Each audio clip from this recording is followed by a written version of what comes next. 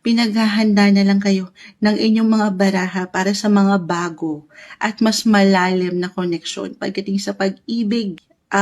It could be unexpected for some of you.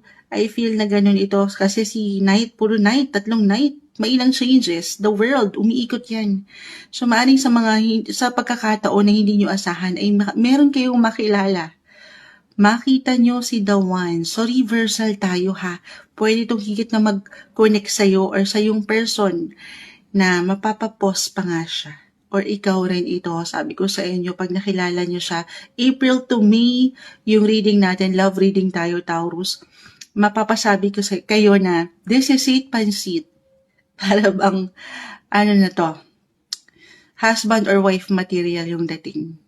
Parang may, may lalim, may hugot. Parang gusto niyo na agad ibahay ito. Kung gusto kayo ibahay agad, gusto niyo yun.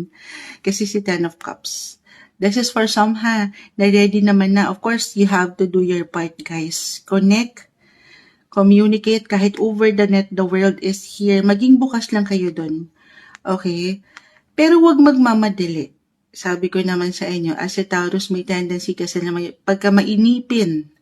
So, patience guys, more patience ang para sa inyo, hindi maliligaw, hindi saan man pupunta pa yan kapag ang nakatakda na talaga ayan. Kapag tadhana na, ang taas na, ang nagsabi, ang nag-iwan nung petsa para kayo magkakilala, hindi yan maliligaw pa. Okay? Nothing will come of this situation, kumbaga.